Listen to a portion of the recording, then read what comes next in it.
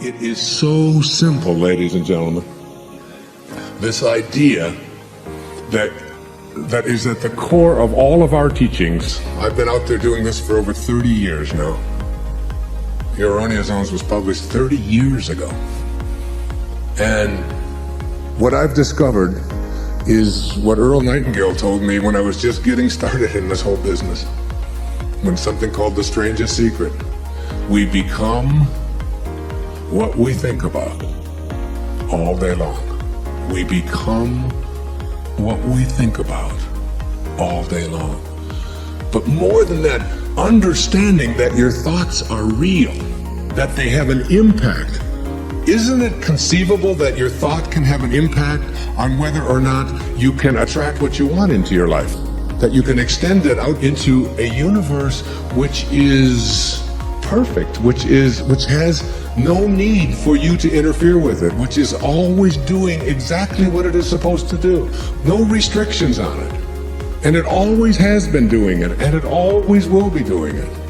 And everything that you're going through, it's all part of the perfection of all of this. That you are not any of the things that you've come to believe that you are.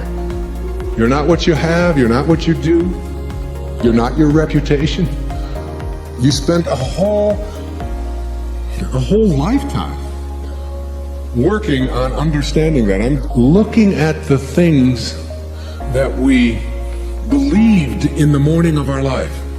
What we were taught, what we were told when we came into this world, what you were told was important for you to do. It's important for you to go to school. It's important for you to get good grades. We throw this stuff at our children. We throw it at ourselves. It's important for you to look a certain way. It's important for you to make the team. It's important for you to defeat somebody else. It's important for you to make a lot of money, to advance in your profession. It's important for you to be a good daughter, to be a good mother, to take care of your family. It's important for you to have goals. It's important for you to figure out what other people are doing and get there ahead of them so that they don't get ahead of you. It's important for you to win. I'm just scratching at the surface here of all of these things that we've been conditioned and told, this is what you're here for, this is what it's about, and you bought into it. You just hook, line, and sinker. We took it. We all did. I did too. We all did. And then you get to a point, and I'll just share with you this one observation from Jung called the stages of life. He says, thoroughly unprepared, we take the step into the afternoon of life. Worse still, we take this step with the false presupposition that our truths and ideas will serve as hitherto. But we cannot live the afternoon of life according to the program of life's morning. Hear that, really hear that, because most of you here are in the afternoon of your life, and it has nothing to do with how old you are, by the way. This can happen at 14, or some of you stay in the morning of your life for 16 lifetimes. We cannot live the afternoon of life according to the program of life's morning. For what was great in the morning of your life, getting the grades, making the cheerleading team, being a good daughter, getting the gold star, saving your money, getting the job, whatever it is, what was great in the morning will be little at evening.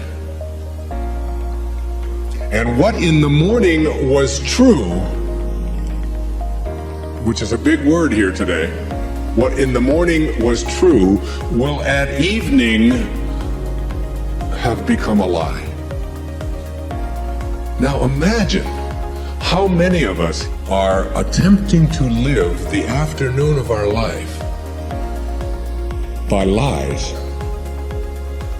They just don't work anymore. I mean, is the most important thing for you to get ahead of somebody else? To look a certain way? To have the right jewelry on? To get the job? Or is it to be on purpose? Is it to be making a difference?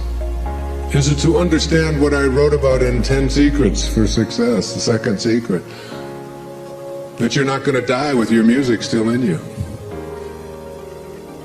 Is it to know God? Is it to feel close to something so profoundly important that in here there's a knowing that I haven't been actualizing it, I haven't been fulfilling it? What am I here for? What am I here for? It's a question that you begin to ask yourself when I speak about purpose. And then you say, well, it's to be like God. That's what God realization is, to return to that from which you originated. I don't care what goals and dreams that you have.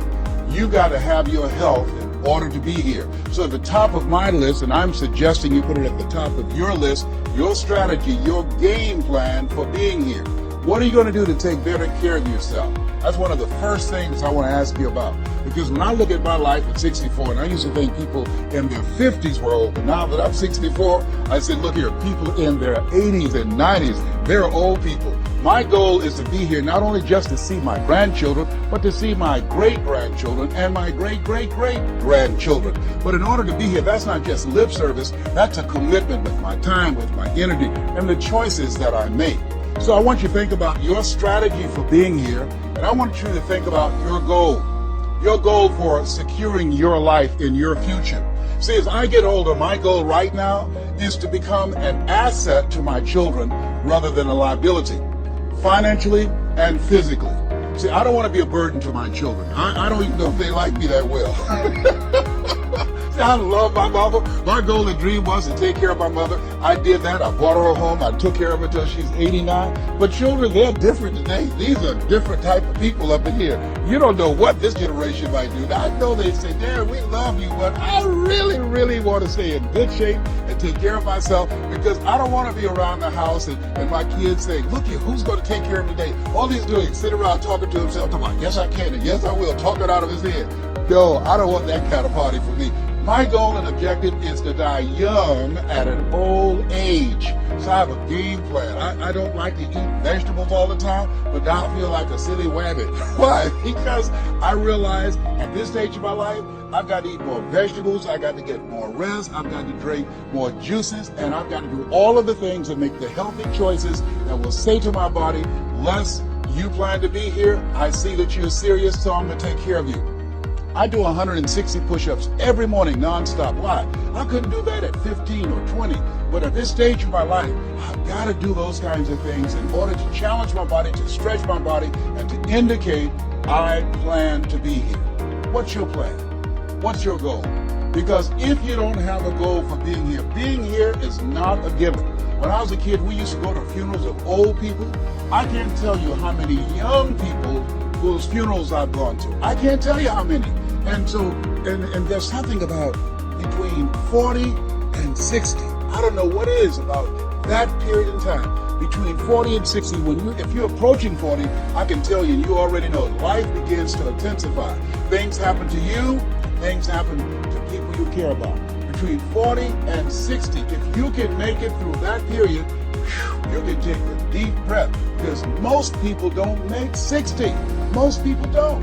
And why? And I think it's because people just take it for granted that they're going to be here. So I want to share with you some goals and strategies as you think about your goals. I want you to visualize yourself having optimal health. Having your right mind. I used to ask my Mama, every Sunday you stand up in church and other older members of the church say, I want to thank the Lord for waking me up in my right mind this morning. Why do y'all say that all the time? She said, don't worry, son. You live long enough, you'll find out. She was absolutely right. I went in the room the other day to find something. I got in there, and I couldn't remember what I was looking for. I came out, I remembered what I was looking for. I went back in, I found it. Then I couldn't remember why I was looking for it. One of her children said, Daddy, you need some ginkgo biloba. I said, what's that? She said, something for your memory. I went down to the health food store. I was walking around. The lady said, may I help you, sir?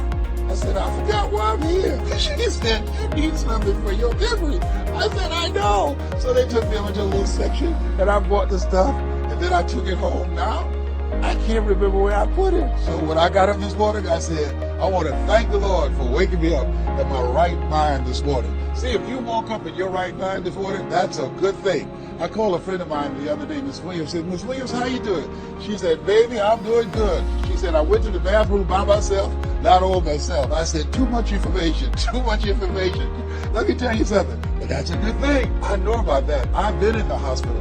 I know what it is not to be able to move. I know what it is to have back challenges. I know what it is to be in pain. So this thing called life, you got your health, let me share something with you. That's a good thing. A friend of mine, Bishop T.D. Jakes, said, if you got a problem, man or money can solve, you ain't got no problem. I can agree with that. And I learned some things going through that experience. And really, I should say, growing through that experience. My goal at that time was to be here. Trust me, it's better be seen than to be viewed. Are you feeling the brother? Up in here, up in here. So I want you to think about your goals and dreams, and here's what I want you to do right now. I want you to say to yourself, it's possible.